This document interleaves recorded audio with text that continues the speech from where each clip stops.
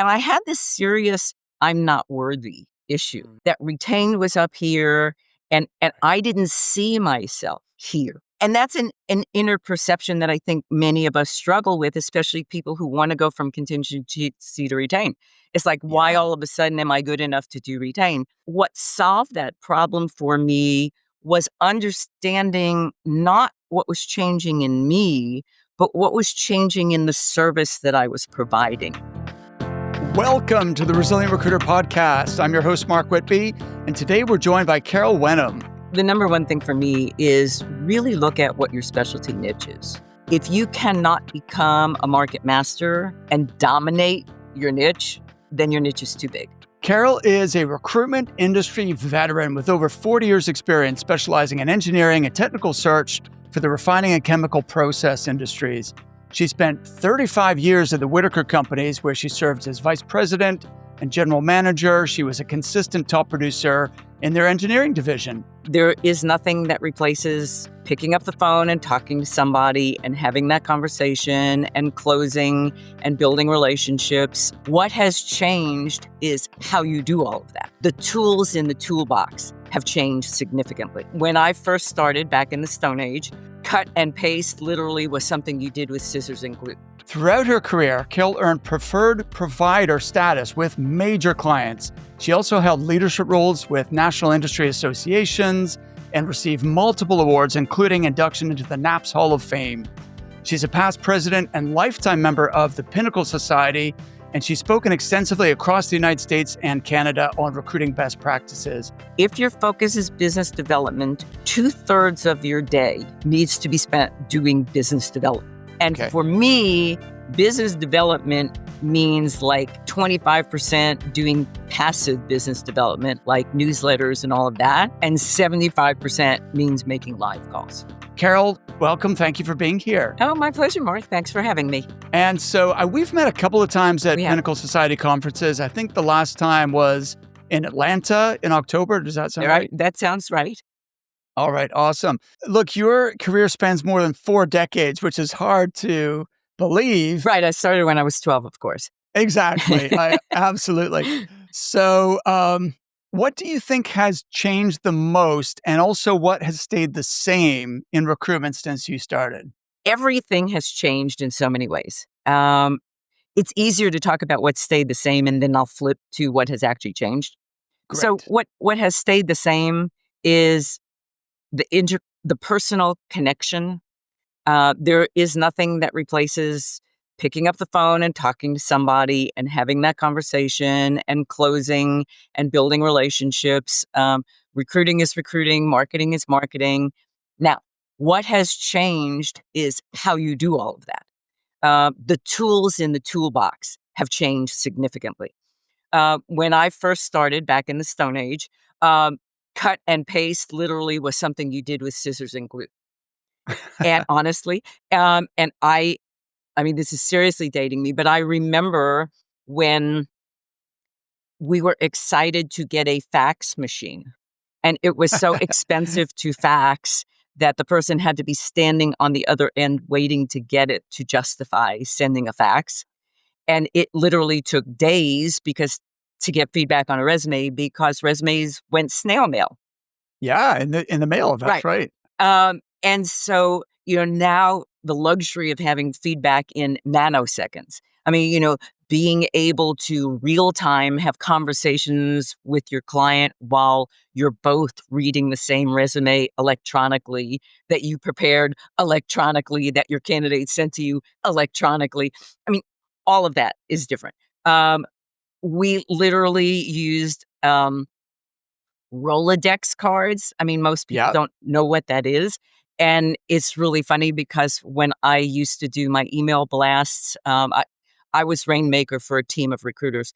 And one of my favorite spiel lines was, let me go through my mental Rolodex and see who I have available. And at one point, one of my recruiters turned to me and said, "What's a Rolodex, Carol?" Right. And I was like, "Oh, right. Okay."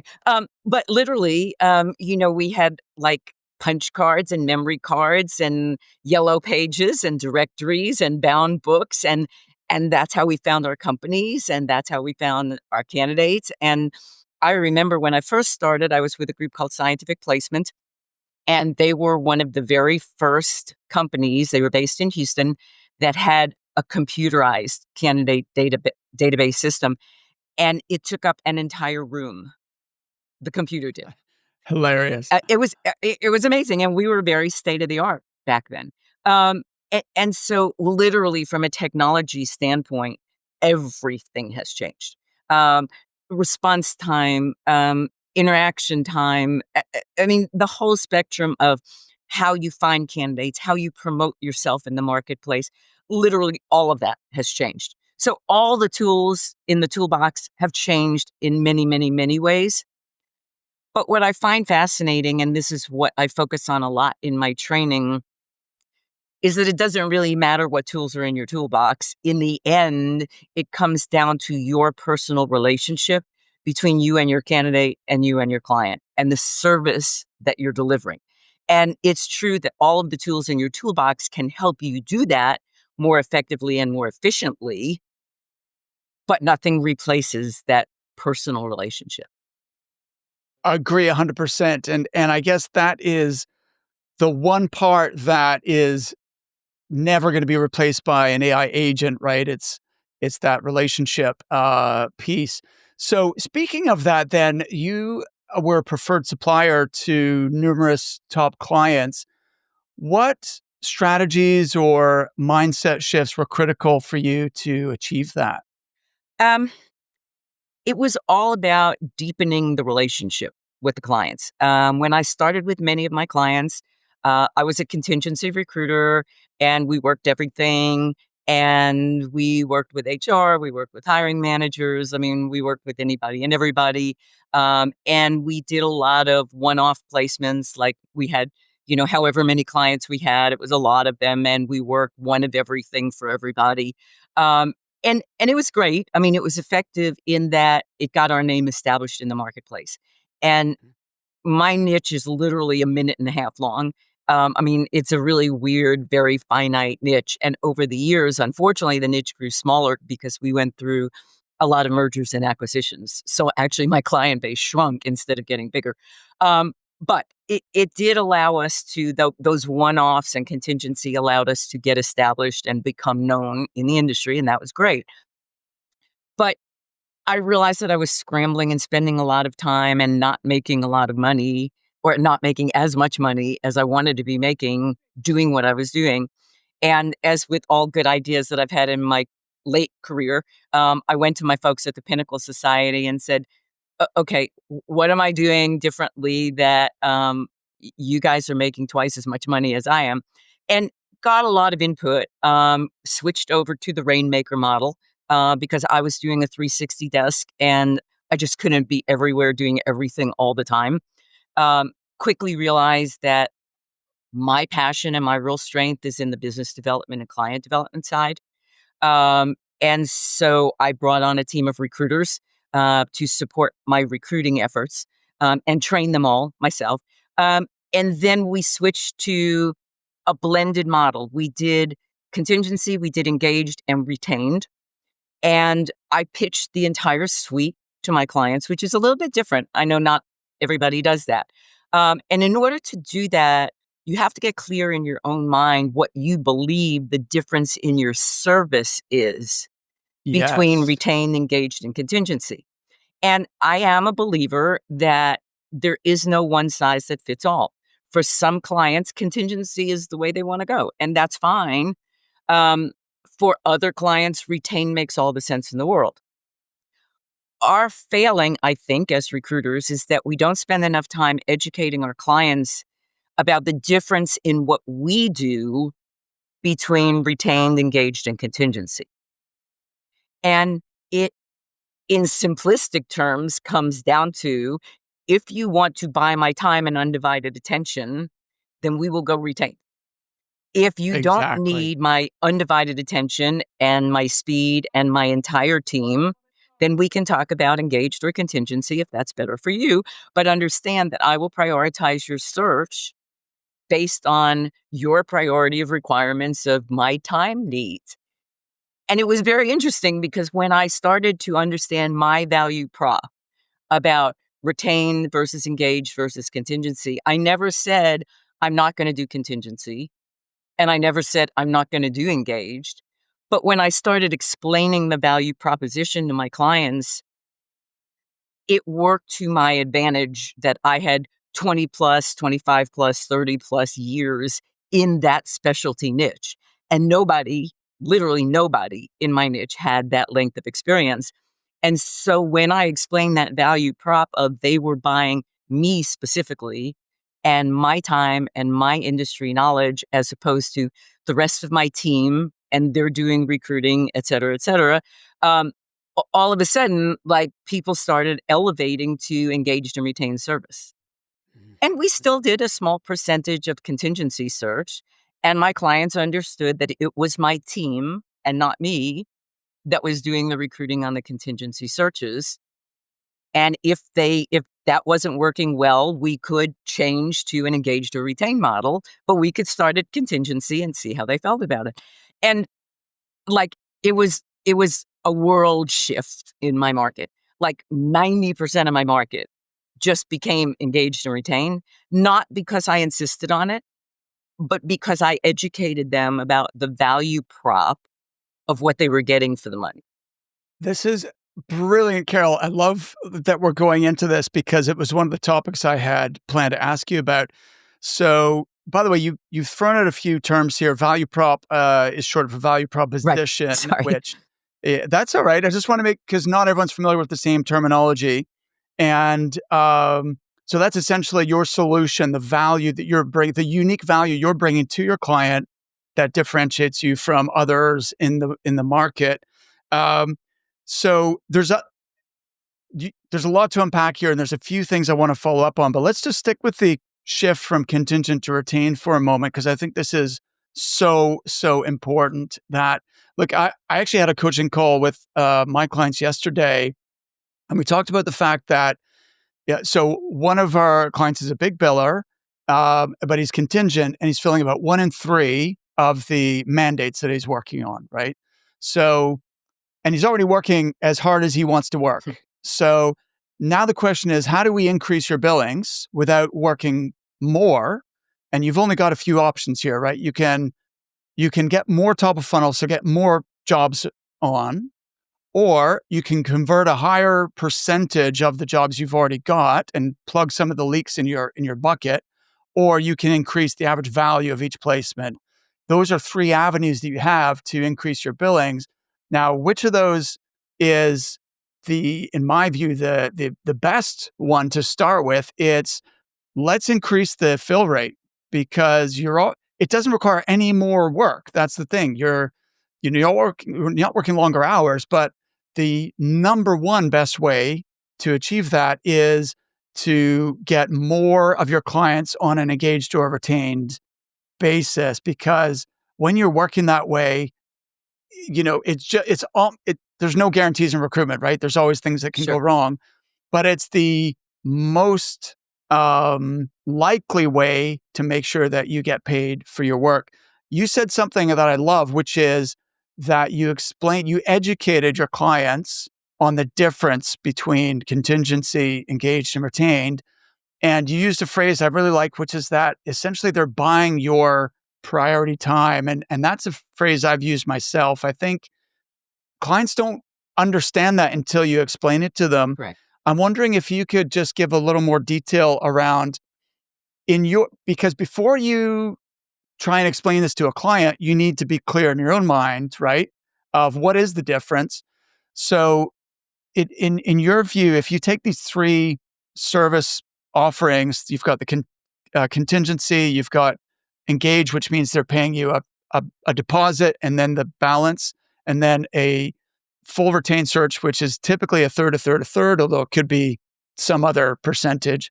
Um, you've already highlighted one key distinction, which is that if the client is retaining you, they get prioritized, right? You're putting whatever time and resources are required into that in order to make sure that you deliver. What are some of the other key distinctions? We actually made up a spreadsheet for them. It was a great little PDF that had 3 columns, and it had, like 12 different things on the side, and it Yeah. compared what you got for each one in each of those Great things. idea. So Yeah. it was easy to explain, and I'll highlight some of them. And some were unique to us. One of the things that we did, we prepared for only our retained searches. We prepared a position prospectus. And it was something that our marketing department put together with my help and the client's help. And it was, they could either have it in hard copy or electronically, whichever, or both. And it was probably about a 25 or 30-page document that covered an introductory letter from me about why this was an exciting search, the history of the company, a good amount of information about the position itself, um, bios of the principals of everybody in the company that were involved in the search, an org chart of where the positions fell in the company, a good bit of background technical information that my people would want to know.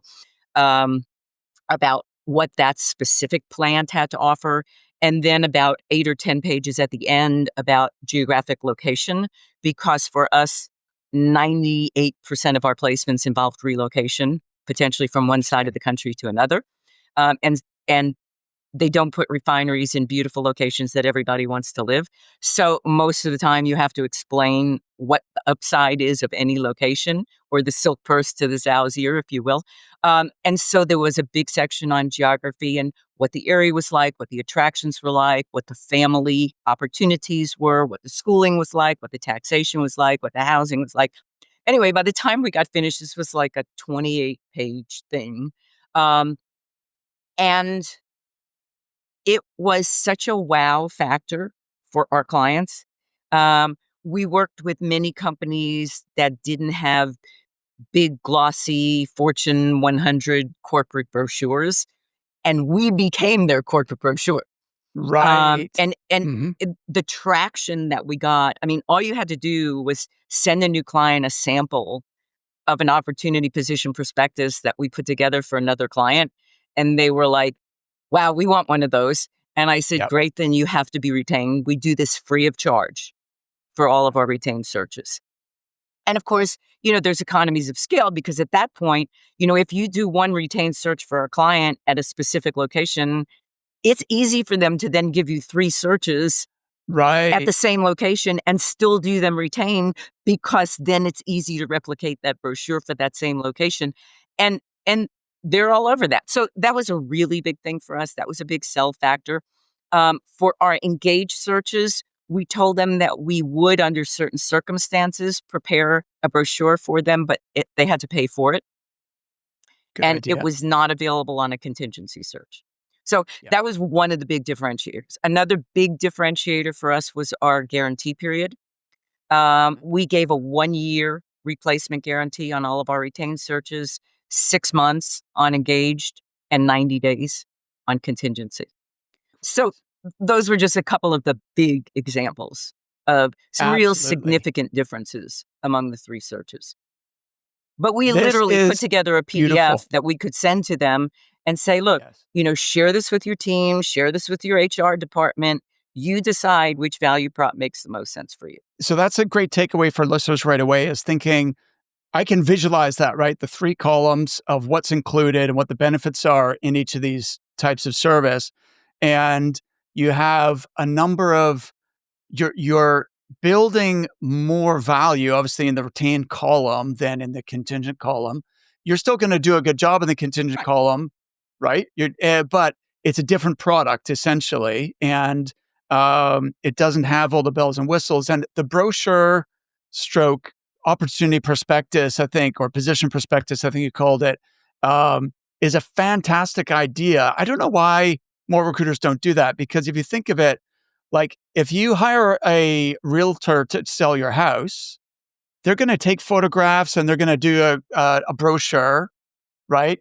And because people want to be able to visually, like if they're going to picture themselves living in that home, they need to be able to visualize it, and it has to be appealing to them. In the same way, you need someone to visualize working for that company, What would the benefits be? Could I see myself in that location? And so it's yeah, that's a genius idea, Carol. Um, One of the things Go also, ahead. excuse me, I'm sorry, Mark, because we have so much spousal relocation, um, Ah, yeah, when you have something like that and the family can actually sit down together and say, right. okay, look what this client has put together. First of all, it's a wow factor for the client. And the family looks at it and says, gee, no other companies are sending us this. Look what this company is willing to do to attract us. So that's one thing. But the spouse sits down and they can get involved right away in schools and housing and taxation and family recreation. And, spouse buy in can make or break a deal, especially, at the higher Absolutely. levels. Okay, this is a really key takeaway, Carol, which is on both sides, the client side and the candidate side, you're probably going to have one main point of contact, but there's other influencers that you may or may not have any communication with.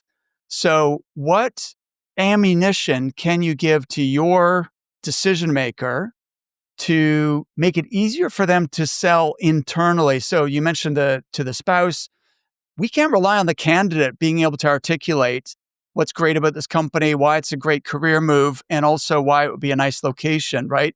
Because especially, I mean, maybe if you place salespeople or people who are very commercial, they might be able to do that. Right. But the reality is, most candidates, you could give them the most beautiful pitch and explanation, but then by the time that gets translated to their spouse, it's not going to have the same attraction, right? So by giving them that, it makes it easier for them. And then on the client side, that document described, if let's say your hiring authority wants the retained service and their colleagues say, oh no, we only work contingent at that level, right? Mhm. They might say, well, I understand that, but take a look at this.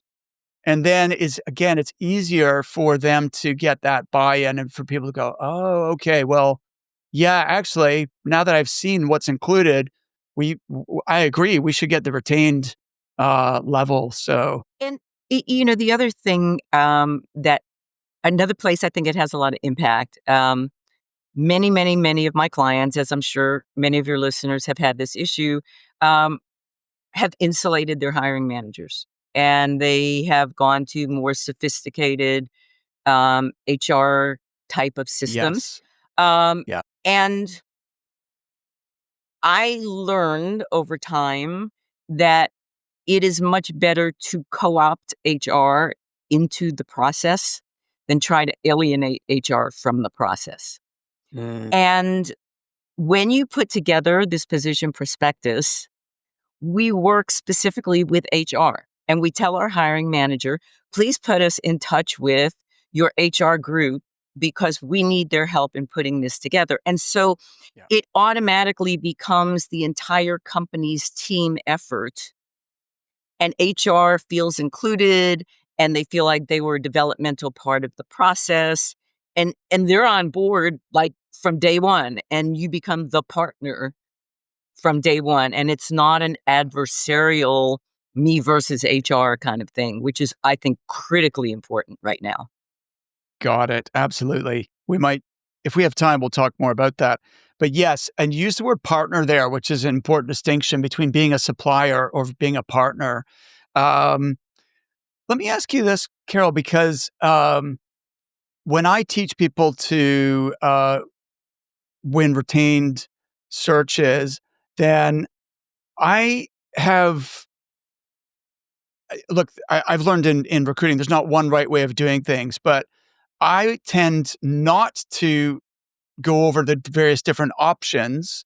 I would tend to say, here is based on our understanding of your needs and having taken a full brief, here is the solution that is, most likely to get you that outcome. And so we recommend a retained, solution. Here's how it works and here's what you get kind of thing. Uh-huh. Because part of me feels that if you give them options, some people are going to default to what is the most familiar. Does that make sense? Or, I I mean, understand. obviously that, yeah. But so when you're presenting these options, how do you do it in such a way that, because you know that in most cases, we want the retained Mhm. option, right? So when you're presenting it, how do you do it in such a way that that's the direction that you're recommending? Um, a lot of it has to do with how badly I want to work the position. Okay. Um, and or how badly I think my team should work the position versus me personally. Um, if I'm pitching it and it's a high level position or it's a low level position and it's going to be really hard to fill. I mean, all of the things that in my mind tick the boxes for why I could justify retain. Um, I will go in after listening to everything that they tell me about the search. I will recommend to them that a retained option is the way to go. And then I will explain why I think retained is the best option under those circumstances. Yeah. And I will then explain to them what they get for the retained money. Yeah. And if I sense hesitancy, then we start a conversation about which part of this difficulty to fill thing do you disagree with? Because Right. really, it's the difficulty to fill that ultimately I think is going to define whether they go to retained or engaged. I mean, if if Right. if any of their in-house recruiters can go on LinkedIn and pull 12 candidates, they are not going to Sure. do a retained search. And I don't want to pitch retained search for something like that. I want to pitch retained search for something that has where they want exclusivity, that time, that has urgency, and that has difficulty to fill. Those three things. Yeah. Or some combination of those three things. Right. Because if it doesn't have those three things, I'm not that excited about the search. And I learned a long time ago that I don't have to work everything. I want to Sure. work the things that I'm excited about because I'm going to do the best job about the things that I'm excited about or that prove a challenge to me or whatever. So, first we discuss urgency. How urgent Yeah. is it to fill this search? And then we talk about how difficult is it going to be to find the person they want and move them to podunk in the middle of nowhere, USA. And Right. then we talk about what else have you tried to do to fill the search and how have your efforts gone with that, which leads to the urgency piece.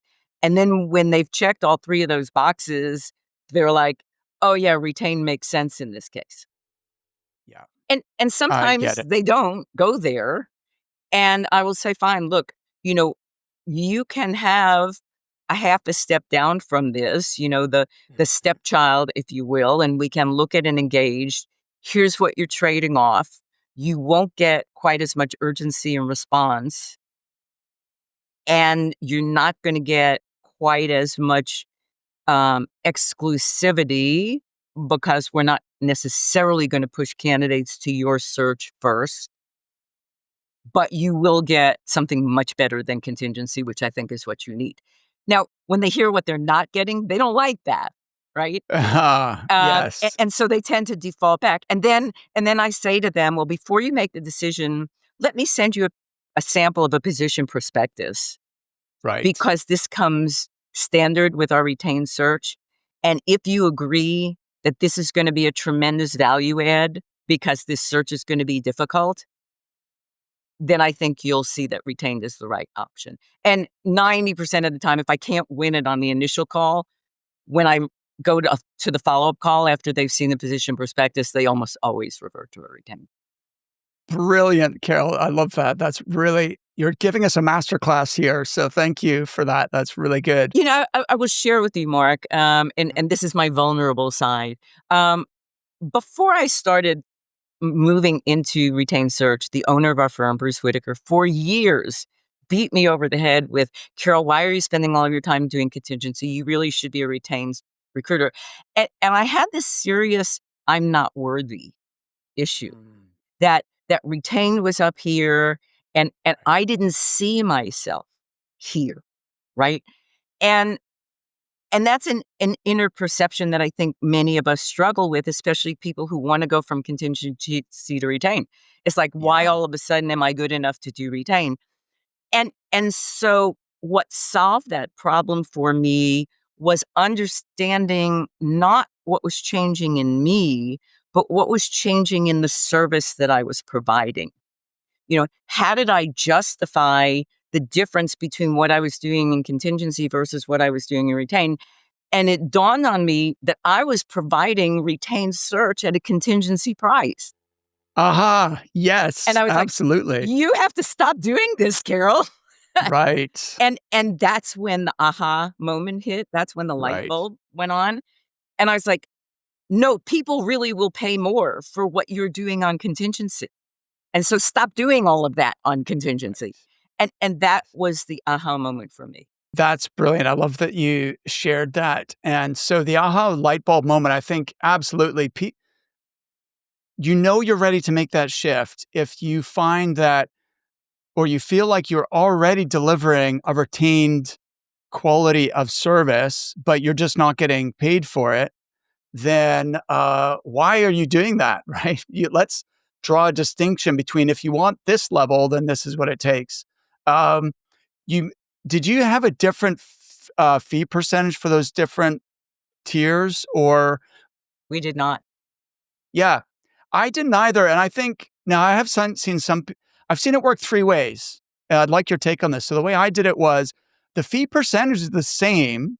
The only difference is the way the payment is structured, but you're getting all this more value. So why wouldn't you do that, right? You're getting more value. That's Um, Yep, that's exactly what we said. We said, look, yeah, the price is the same. You're going to end up paying the exact same amount no matter which option you choose. The only difference is your cash flow. right, So if it makes sense to you from a cash flow, why wouldn't you do all these other things if it's going to cost the exact same thing anyway? right. Now I have seen some firms where it's a higher fee percentage for the retained, and I don't quite get why you would, because that seems like you're making it more difficult for yourself to sell it. And to me, of course, we want to maximize our fee percentage, but I would trade off a almost guaranteed fee, slightly few percent less, for a higher percent where I've got a 25 or 35% chance of actually getting paid. Absolutely. Yeah. I mean, Um, one of my mentors early on in my career said, I don't mind giving something up if what I'm getting in return is more than the value of what I'm giving up. right. Absolutely. And I Now always I felt have that seen way. an interesting model, which in fact, I saw Rich Rosen, our mutual friend Mhm. Rich, does it this way: as he actually decreases the fee based on the commitment. So if it's contingent, where it's a bun fight, and he's like, he could do everything right and still not get paid. That's whatever it is. I don't know what it is. Let's say 30%. If it's engaged, so that they have skin in the game and he knows they're serious, then it's 28%. And then if it's retained and they're going all in and it's a true partnership, then it's 25%. I don't remember the percentages, but it's something like that. What do you think of that idea? I mean, that's fascinating. I would have to process that a little bit more. Okay. Um, I you know, as with everything in this business, Mark, I truly believe it is an art and not a science, which to me Right. means there is no one right way to do it. In For science, sure. it's right or it's wrong. You do it right or it blows up, right? In Yeah. in our profession, there is no such thing. It is more of an art, and it has a lot of nuances and a lot of gray areas. And some people are chocolate and vanilla people. Some are like tutti frutti rocky road, and I'm kind of a tutti frutti rocky road kind of person.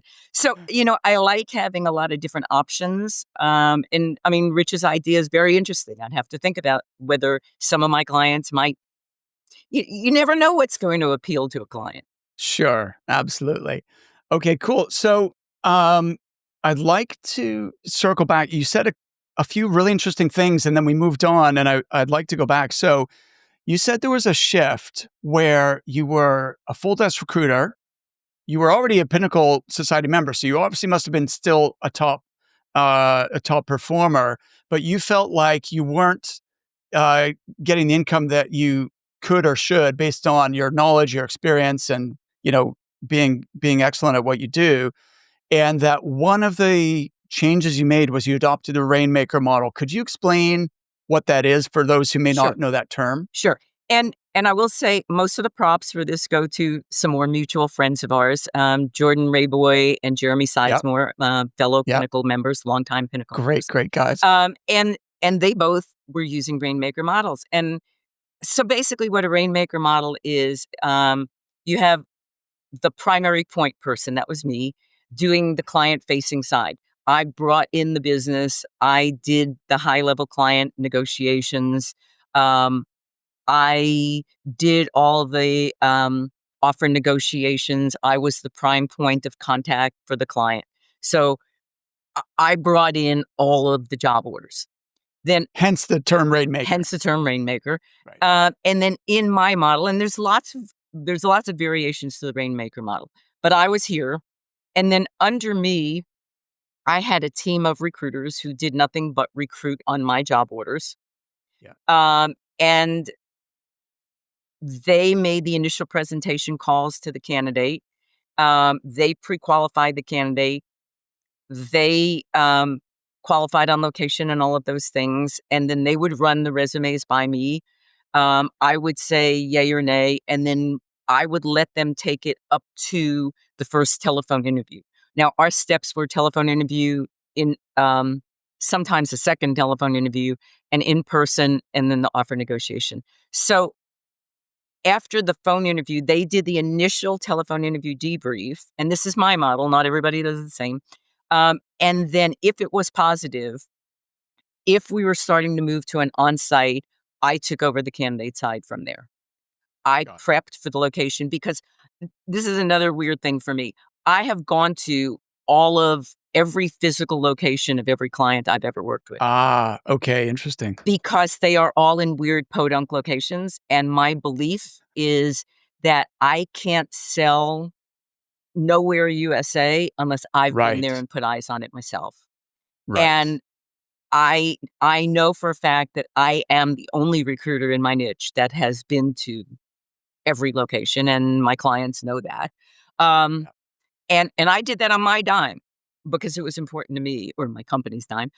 Anyway, so because I have been to the site, I've been to the location, it's much easier for me to do the candidate prep, to go on site, because I can tell them what to expect. But the recruiter still stays in the dialogue, because I'm training my recruiters to move up to potential Rainmakers at some point. Yes. And then I do all the offer negotiation. And then the other person that's in my mix in the Rainmaker model is, I have a person that I call a production assistant. It's not a researcher. It is a blend of a researcher and admin person. And we could spend another 30 minutes talking about this position. But basically, what I came to realize is that if you put an hourly value on what you do in the day, you know that there are certain things that just aren't time efficient for you to do. But it requires somebody who has a fairly intimate knowledge of what goes on your desk and the candidates and clients. And that's the role that my production assistant pays. I give my production assistant access to my candidates and clients, but they do you want to see Joe at 2 or at 5? Do you want to see Joe on Monday or Friday? Carol wants to know if you got the resume and if you've had a chance to look at it yet. Those kinds of things. She would do it by email. She would do it by phone. She was like a little mini me. Great. I like this. Yeah. And I compensated her with a base salary and a spiff off of my gross. And so she got a percentage of every placement that I brought in. She got a percentage. And her goal was to take more off my plate to allow me to do more of the true Rainmaker things, to bring in more placements. You're the second. Catherine Gerald used the term spiff. I was like, what the heck is a spiff? I've never heard of this before. What does that mean? Is that an acronym? What does that mean? No, I think it's a generational thing. It came actually from the generation before me, which means it's truly ancient. Okay. But it just means something that comes to you without you really truly having to earn it. So it's like It's a a freebie. bonus, Yeah, basically. it's a bonus. It's a Okay. freebie. Okay. And are you comfortable sharing, like, what percentage would that role of production assistant merit? When I started, and I went through several production assistants over time. Yeah. Um, some wanted to graduate to being recruiters. Some did not. Um, but I always started them at 3%. Okay. And that was for 60 to 90 days, depending on how confident I felt about what I thought their trial period should be. And then I increased them to 5%. And when I felt like they were hitting it on a regular basis and they were really truly adding value, I gave them 10%. Great. Now, this gets the complicated part of the Rainmaker model is allocating credit to the different parties that are involved in closing that placement. And so, first of all, let me just share. And it obviously works really well for you. I like the Rainmaker model because most of us, well, speaking for myself, there are certain things I'm better at than others, right? And certain things I enjoy more than others. So if I have to do everything, then it means that I'm not unlocking my full potential. Whereas if I could concentrate, I think I'm a lot like you. I preferred business development, client development, that kind of stuff. I did not prefer sourcing and recruiting candidates. But I didn't this model wasn't one I was aware of, and so I was doing a full desk, and I think that definitely limited. I don't want to make excuses, like but I do wonder sometimes how much more I could have built if I was just in my core strength of winning new clients and bringing them I, on I, w- board. I will tell you in real numbers that Okay, the year I went from 360 desk to Rainmaker, my production increased 70% in 1 year. wow, that's amazing. Yeah. So And I was this already at Pinnacle level billing. Exactly, exactly. That's fantastic, Carol. Um, so you have involved in every placement. You've got obviously you, who's the quarterback. You've then got your production assistant. You've got a recruiter Yeah. who's sourced and done the first level of qualification with a candidate. Is there anyone else who might have touched that process, or is it really just the three? No, I mean, we had an admin person, but I mean, she is an employee of the company and Got she is it. an entire department admin. Yes. Got So it. Got she it. could potentially support several rainmakers, not Yes. not just one. Okay, makes sense. So then how do you split the commission between obviously you've said it's 3%, then 5%, then ultimately 10% to the production assistant. Then what about the recruiter in that scenario? So all of our deals were 50-50. Okay. 50 to me, 50 to the recruiter. And the Okay. production assistant, her 10% came off of me. Oh, interesting. So that wasn't 10% off the top. It was 10% of your 50%. And Okay. yeah, it came off of mine because she was driving my production. She was doing stuff for me personally. Got it. Got it. Okay. That makes sense. Now, here's where it gets potentially more complicated. If, let's say, you then And develop oh, go excuse ahead. me, Mark. So that's how we started. That's how we Okay. started. How we evolved because I was not a solo entrepreneur. I was working Yeah. for a firm. And so Yeah. I still had a split with the firm, Right. right? So as my production went up, obviously the company, the firm split is becoming bigger and bigger and bigger. And so what I agreed to with the owner of my firm, and it was his offer, which was very generous, was that when the number reached a certain number, that 10% came off of his split. Oh, excellent. That's cool. That's exactly where I was going here, Carol, is that a lot of our listeners are owners. And so we need to find a split that's fair to everybody. So there's the firm, there's the Rainmaker or account executive or practice leader or whatever their job title is, the client Mhm. person. Then there's the recruiter, and potentially there's a sourcer or researcher or production assistant or whatever.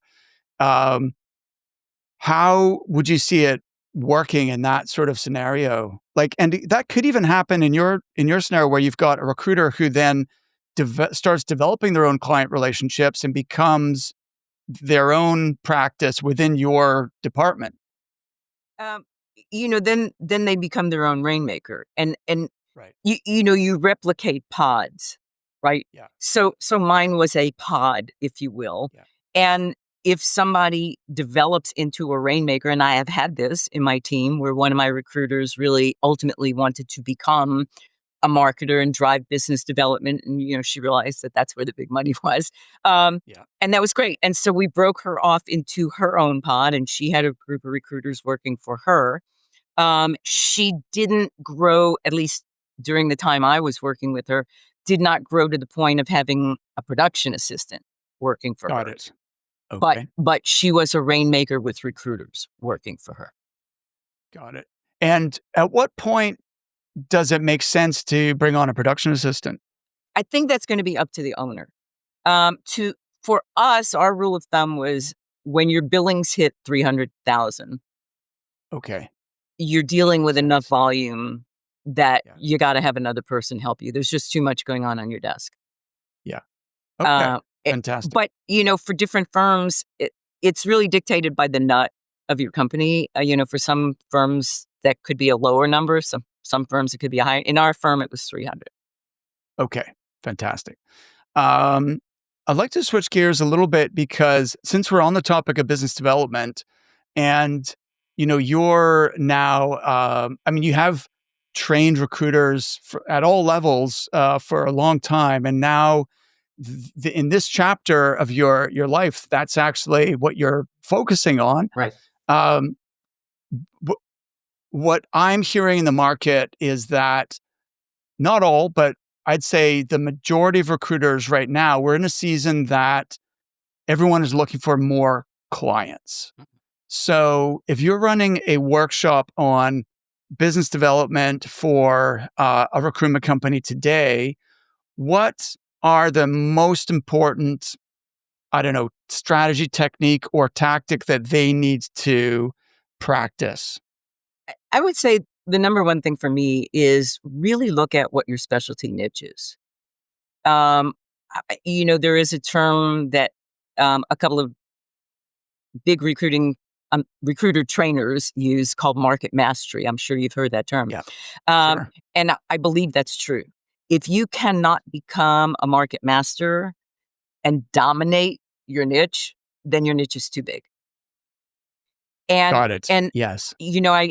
I tell frequently a story that I heard when I was very early in my career. It was at a top producer panel in Texas about the top producer of the year was being interviewed, and somebody asked how he could double his billings from one year to the next, and he said, um, "My boss came to me and told me he was cutting my client base in half." And I said, "Oh my God, what's that gonna do?" And he said, "You're gonna double your billings." And he said, I didn't believe him. And he went on to explain this idea of market mastery and market mastering your niche. And that was, again, we talk about aha moments in your career. Yes. That was an aha moment in my career. And I always said to people, I want a niche where it's not 7 degrees of separation, it's 3 degrees of separation. Like if you don't know me, go to the person in the office on either side of you and one of them knows me. Right. I mean, I I want my like it. name on the bathroom wall of every refinery in the United States. That was my goal. Um, and and so I would say, for somebody who's really focused on being a big biller, and looking at business development, the first thing you got to do is look at your niche and Agreed. and decide, is my niche too big? Is my niche too small? Can I dominate the niche that I'm in? And Yes. and then once you define that, and you have to give yourself some fluff here, because I was painfully aware the oil industry has a lot of peaks and troughs. And when you're at a peak, it's great. You don't need more clients. But when you're in a trough and you're specialized in a niche, you're like, okay, now what do I do, right? What am I going to eat off of? So Yes. your niche has to be small enough that you can dominate it, but you have to have some like tangential places that you can play that sort of dovetail with your niche, so that Mhm. when you're in a downtime, you can kind of flop over. So for me, that meant looking at consulting companies that consulted into my niche. They were using the same kind of people, so I didn't have to get out of my niche. But they weren't people that I marketed to on a regular basis when business was great. I didn't do as much work with it. So that's what I'm saying about having tangential places when you evaluate your niche. Um, and that's where I start with everybody who's looking at business development. Test your niche. That is a great distinction. I like the idea of having tangential or adjacent niches that aren't completely different. They're interrelated to your core niche as well. Um, so it's counterintuitive, right? Because a lot of people assume if I like I'm going to lose out on opportunities if I narrow my focus. But the reality is the opposite, right? By narrowing your focus, you're actually going to make more money, not less. So I think once people get their head around that, then it starts to make sense. One of the ways I explain it is like if you're, and the argument people say, well, I'm a great recruiter, I can recruit anybody, right? But that's like saying, if you were running a restaurant that you serve any type of food, right? And so someone comes in and you serve steak to one customer and then sushi to another customer and then an Indian banquet to a third customer, that would be crazy, right? You Right. can't operate a restaurant that way. Um, so once someone has settled on their niche, then what's the kind of game plan, the business development game plan from there? It has to do with relationship building for me, Mark. Um, Mhm. it is a truism that people work with people they like. It's not always the cheapest person. It's not even always the best service. It's Right. the people they like. And so you have to make it a point to do what you need to do to develop that kind of personal relationship. And that doesn't happen in a week or a month or even a year. I tell people that it's true that I had an unfair advantage. I mean, I was 20 years, 25 years in the same niche. I tell people that I laugh. I outlived some of my competition. I mean, a couple of people died, but I mean, so short of that. But it is true that people have to start associating your name with your niche, Okay. and How and you have in order to do that, you have to keep being out there, keeping your name in front of them, staying in touch with your hiring managers when they're not hiring. Right. That is so important. We started a monthly newsletter. Again, subject for another call, but we started a monthly newsletter so that we would stay in touch with our hiring managers, whether they were hiring or not, every month. Yeah. Everybody in our database got it. I I would send things of value that I thought were of common interest, whether people were hiring or not. We all in our conversations find out, where they went to school, what their kid does, what sports their kids play. Anything that allows you to develop a relationship and be there when they're not hired. And I think this is the mistake that way too many people make. We become a bit transactional. Yep. We're there when you need us, and then we disappear when you don't need us. Right. And I think it is way, way, way more important to be there when they don't need you, Uh-huh. because then when they need you, it's second nature to call you because you're the person that's always in touch. You're the first person that they would think of in relation to your particular niche. So that all makes complete logical sense. The question is how, like, what does that look like on a day-to-day, week-to-week basis? You mentioned obviously the monthly newsletter is Right. one thing, but how else are you keeping in consistent touch and building those relationships with your hiring managers? So, at the risk of sounding very old school, I had A clients, B clients, and C clients, right? Okay. And my Yeah. A clients were my retained clients that were hiring right now, et cetera, et cetera. And I mean, I talk to those people almost daily, right? And Sure. then my B clients were people that had hired from me before, but maybe they were not retained. Maybe they had an ongoing search and they were engaged through contingency. Or maybe they had done retained searches with me. They just didn't have anything going on right now. Those were B clients. And then the C clients were not the people you don't want to work with, but the C clients were people that I had made some contact with, but not developed into an actual working relationship with of any kind, contingency or otherwise. And my frequency of talking to those people um, varied. A clients I talk to like daily. My Yeah. B clients I talk to like weekly. And my C clients, I would try to call them once every 4 to 6 weeks. Whether I was doing work with them or not. Interesting. I would make a, like, live person to person, talk to somebody. "Hi, how are you doing? Happen to be thinking about you." Very often, I use MPC presentations. I MPC all the time. I mean, I think everybody knows what MPC calls are. But going in with a candidate, marketing a candidate, I don't believe in self and service marketing. I believe in candidate marketing because candidates are a Okay. hard commodity in our market. Um and I would call them out of the blue and say, "Hey, I know we're not working together. I know you don't have anything going on, but, I'm working with this really great guy that I turned up on another search, and I thought of you. I was wondering, he lives in your area.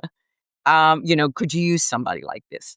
And I don't care if they say yes or no. Makes no difference. That's Right. not the real reason I'm calling them anyway. I just want to stay on their radar. And it is that frequency of it's the personal touch. You can send all the newsletters in the world, you can send all the articles in the world, but if you don't make that personal touch, if you don't say, "Hey, I was thinking about you," then they don't think about you either. I mean, it's a two-way street to me. Right. I love this. This is really cool. So how many calls is that on a daily basis to that combination of A, B, and C clients? I don't know. I live on the phone. I have no idea. I mean, truly, I did not keep track of my outbound calls. I mean, I understand you didn't need to keep track, but let's say you're training uh, a new recruiter joining your business. What's and you want they're in they haven't had 30 years in the right. business. They're building their niche from scratch. What are you recommending? I would not put a time on it as much as I would say if your focus is business development, two-thirds of your day needs to be spent doing business development. And Okay. for me, business development means like 25% doing passive business development, like newsletters and all of that. And 75% means making live calls. Got it. So Okay. so I'm not dictating people's time. I'm just saying Yeah. that at least 75% of your time has to be doing business development. If you're a rainmaker, that's what you need to be doing. Got it. All right.